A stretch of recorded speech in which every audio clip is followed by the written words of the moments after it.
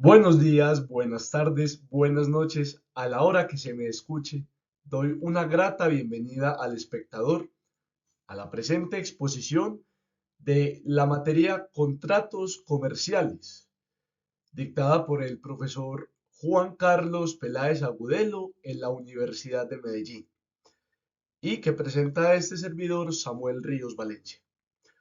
A continuación, vamos a adentrarnos en las generalidades de la figura del mandato mercantil, una figura importantísima para las relaciones comerciales, mercantiles, de esta índole del derecho, que tan importante es para el siglo XXI y que tan importante ha sido a lo largo de toda la historia, porque el comercio, sin duda alguna, ha marcado un antes y un después en la historia de la humanidad. Y es por esto que una figura tan importante como la del mandato mercantil es menester contemplarla y regularla, y además conocer los detalles que ésta nos puede ofrecer. Así que con este abrebocas y con esta bienvenida, vamos entonces a darle continuidad a este trabajo académico.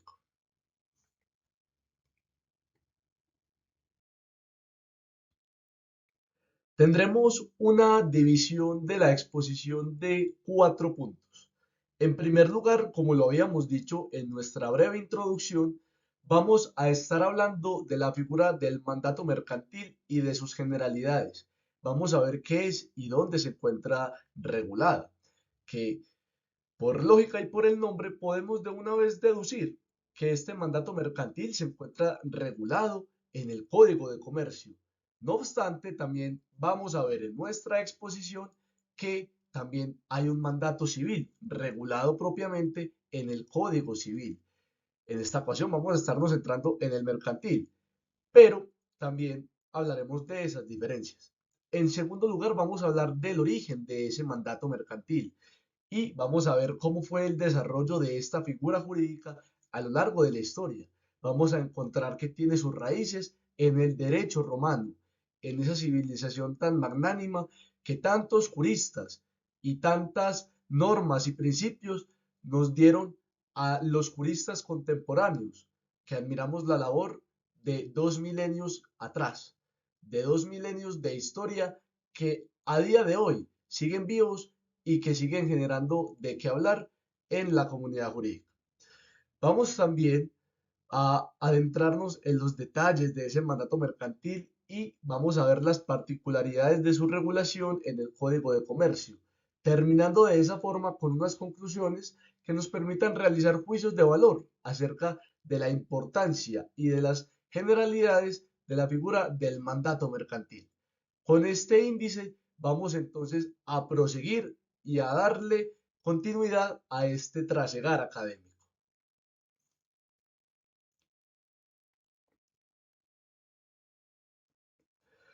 No queremos dejar pasar una de las frases más célebres de Joseph Chamberlain para iniciar esta exposición. Este afamado personaje fue un secretario colonial británico de finales del siglo XIX y de principios del siglo XX. Y es importante recordar esta frase porque a pesar de que la exposición no versa sobre un tema histórico, versa sobre un tema comercial. Y es menester recordar que las relaciones comerciales a su vez tejen relaciones de poder. El comercio se ha mostrado en la historia de la humanidad como una forma de poderío frente al Estado y frente a los particulares. Así que cada vez que estemos examinando cualquier figura que tenga relación con el derecho mercantil o con alguna regulación comercial, debemos estar conscientes que a pesar de que nos estamos moviendo en la esfera privada, del comercio se desprenden relaciones de poder que afectan a la sociedad en general. Con este abrebocas vamos entonces a adentrarnos en materia.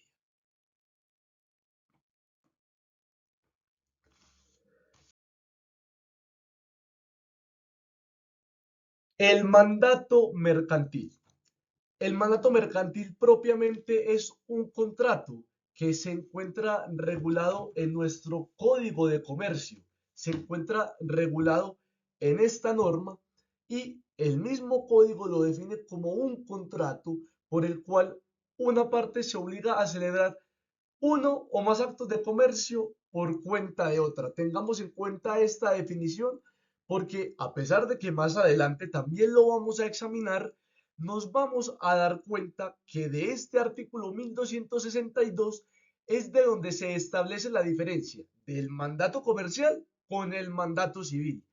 ¿Por qué? Por su finalidad y su objeto. Vamos a ver que la finalidad del mandato comercial es la celebración o la ejecución de uno o más actos de comercio, actos que están regulados en el artículo 20 del mismo Código de Comercio. Esto es lo que lo distingue frente al mandato civil, porque el mandato civil se establece frente a los negocios generales de una persona, no lo establece frente a los actos de comercio.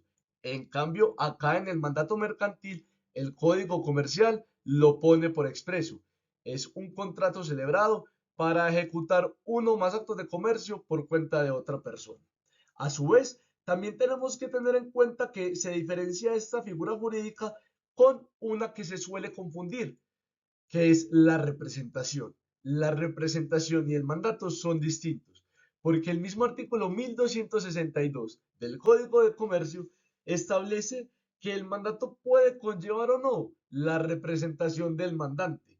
Entonces, teniendo en cuenta esto, vamos a ver que son figuras jurídicas distintas y más adelante en nuestra exposición vamos a ver el por qué. Y como lo veníamos explicando, se diferencia con el mandato civil por su finalidad y su objeto. Y a pesar de que son figuras similares, no son idénticas y tenemos que saber diferenciarlas una a una. Así que bien, teniendo lista la definición de lo que es el mandato mercantil, teniéndola clara, entonces vamos a proseguir con nuestra exposición.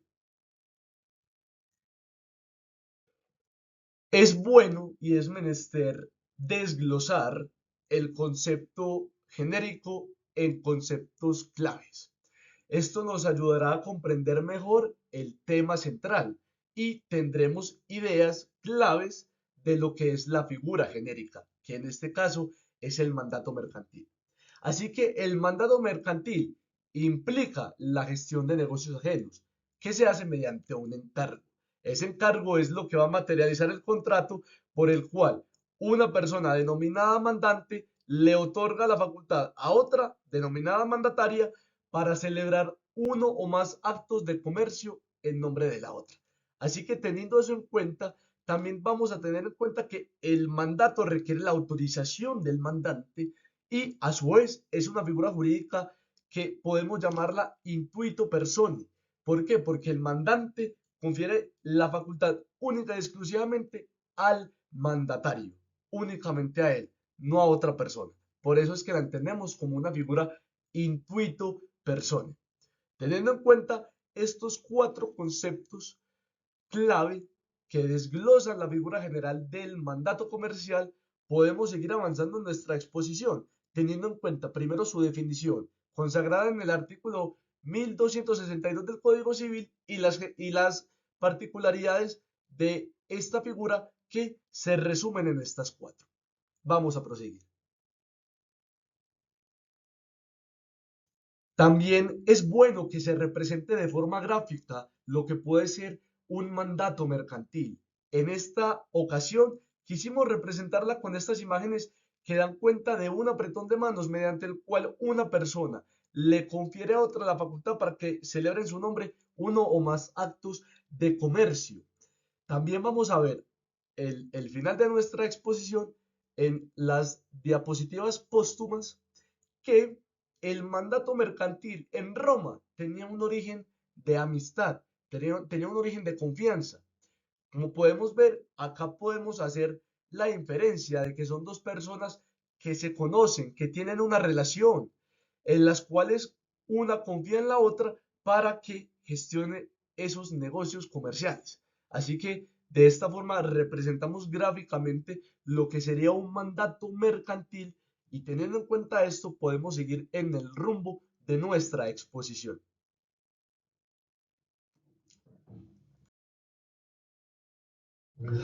Ahora bien, hemos llegado a un punto crucial porque vamos a, entonces a diferenciar la representación del mandato mercantil.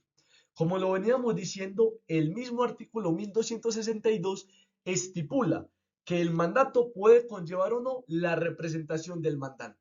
Entonces, para hablar de la representación, El Código de Comercio nos remite al artículo 832. Cuando vamos a hablar de la representación dentro del Código de Comercio, hablamos de que esta figura se da cuando una persona faculta a otra para celebrar en su nombre uno o varios negocios jurídicos. Como lo veníamos diciendo, esta figura puede ser simultánea con el mandato, pero no son equiparables, no son lo mismo, no son idénticas, no debemos confundirlas. Son conceptos que guardan relación, pero que no son idénticos. Entonces, aquí vamos a ver y analizar cuando un mandato lleva representación y cuando un mandato no lleva representación, cuáles son los efectos. Teniendo en cuenta la figura género, que es la representación, que como ya lo hemos explicado, está en el artículo 832 de nuestro código, vamos entonces a examinar la figura del mandato cuando lleva la representación y cuando carece de ella.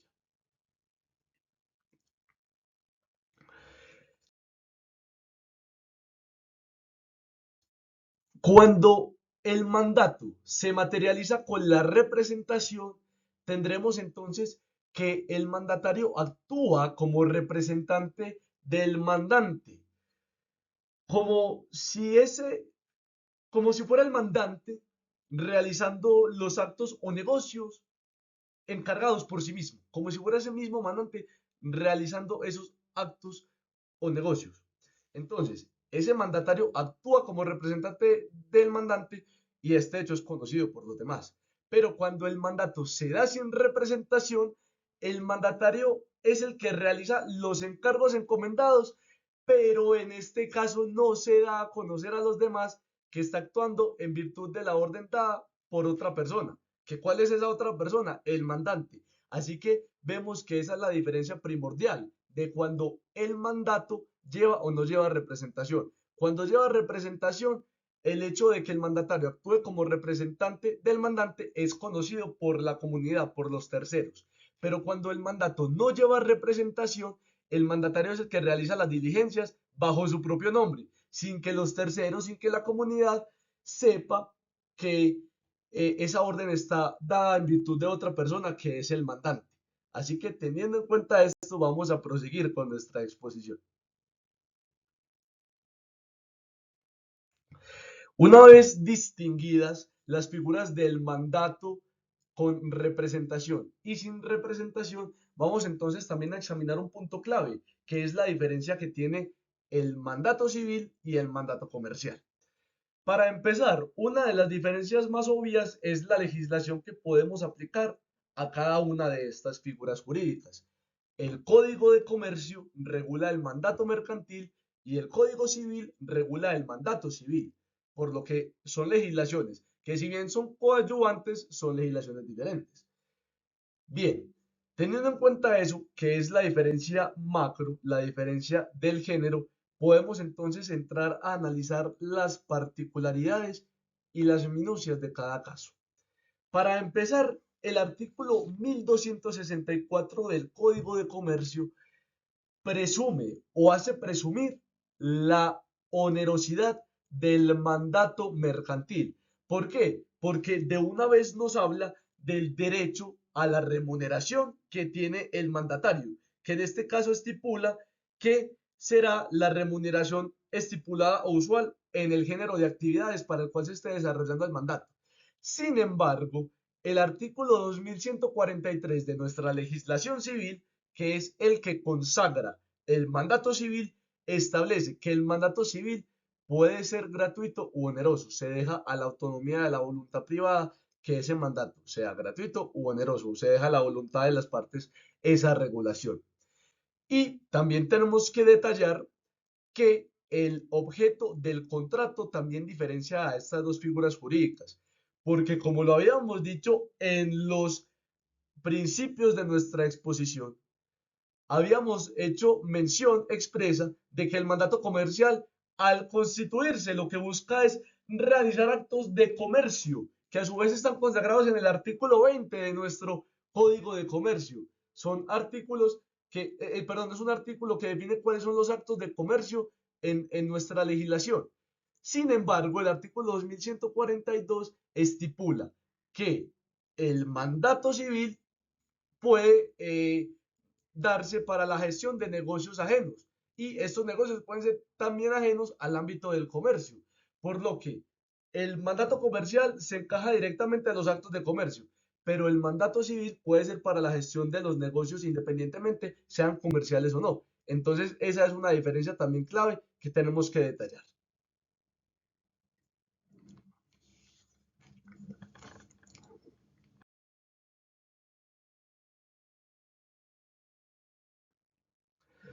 Vamos a ver el origen del mandato mercantil, que es una figura importante y a su vez debemos examinar cuáles son los albores, cuál es el origen de este mandato mercantil que tan importante se ha presentado para la figura comercial, para la figura mercantil y para todas las relaciones que a nivel histórico se han desarrollado en esta materia.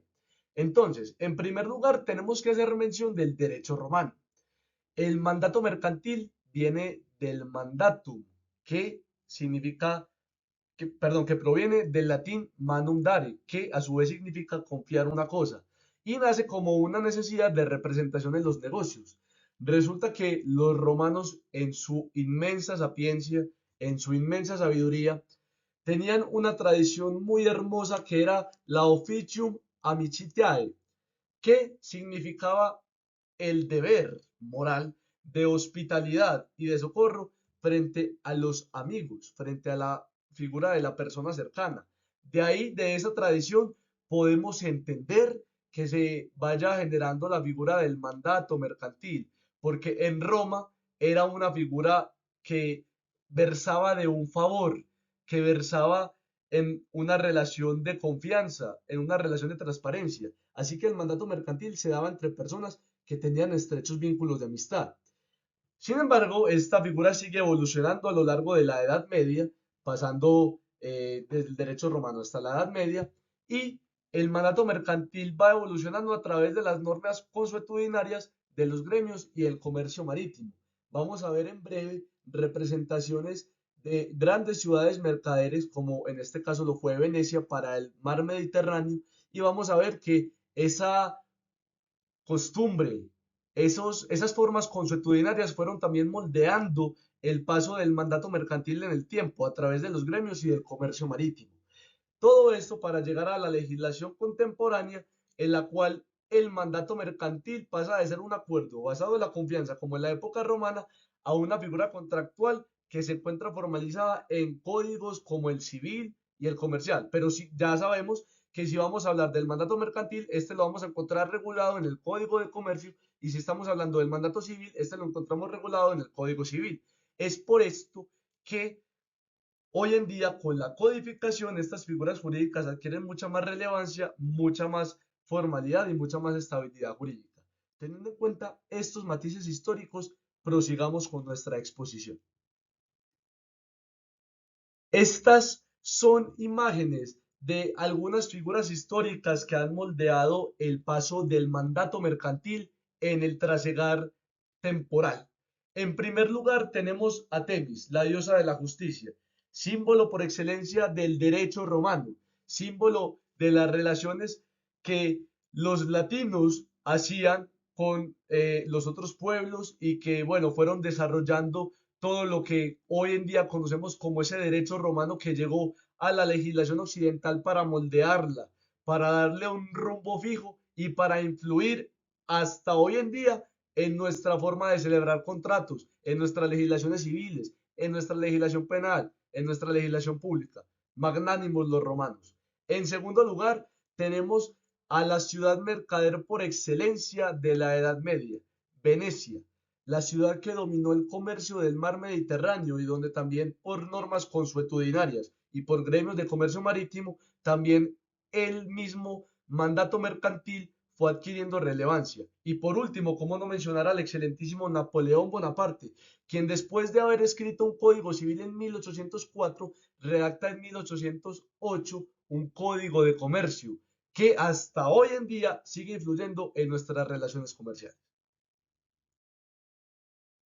Vamos a ir concluyendo y cerrando esta exposición con detalles sobre esta figura, sobre el mandato mercantil. Como lo dijimos al principio, Es una figura que remite directamente al artículo 20 del Código de Comercio, puesto que el 1262 nos habla de que ese mandato mercantil es un contrato mediante el cual una parte se obliga a celebrar por cuenta de otra uno o más actos de comercio, consagrados todos ellos en el artículo 20 del mismo código. El contrato del cual estamos hablando se compone a su vez de dos partes, mandante quien confiere la facultad al mandatario para que celebre uno o más actos de comercio en nombre de la otra persona. Es una figura limitada, claro está, porque el artículo 1266 establece algunos límites para el ejercicio de ese mandato mercantil. Por ejemplo, el hecho de que no se puedan exceder los límites del encargo. Es una figura completamente reglada y limitada. Y también tenemos que tener en cuenta que, como también es una figura limitada, también hay unas obligaciones para el mandatario. Por ejemplo, la más conocida, que está consagrada en el artículo 1268 de nuestro Código de Comercio, que es el deber que tiene el mandatario de informar al mandante de la marcha del negocio, así como rendirle cuentas de su gestión y entregar lo que haya recibido en virtud del mandato. Y por último, hay una gran incompatibilidad que tiene el mandatario para hacer de contraparte del mandante, salvo su expresa autorización, todo esto consagrado en el artículo 1274 de nuestra legislación comercial. Tenemos por último estas cuatro conclusiones acerca de la figura del mandato mercantil, siendo la primera de ellas que se agiliza el trámite comercial mediante esta figura. Por supuesto, el hecho de que yo pueda conferirle a otra persona la facultad para que celebre uno o más actos de comercio en nombre mío, da a entender de que así yo no pueda, por alguna extraña razón o circunstancia, celebrar por mi cuenta ese acto de comercio, puedo conferir esa facultad a otra persona para que lo haga en mi nombre y no retrase mis diligencias mercantiles. También este contrato tiene distintas usanzas porque en él se incluyen comisiones mercantiles, agencias y representación en actos de dominio o de administración. Sabemos a su vez que el derecho comercial, al tener una vocación global e internacional, la figura del mandato mercantil contribuye a la facilidad de la globalización de los negocios y el crecimiento del sector privado. Y también el mandato mercantil coloca un claro fundamento de colaboración para que se pueda celebrar un negocio jurídico con más agilidad y es un contrato base para otras formas de colaboración empresarial.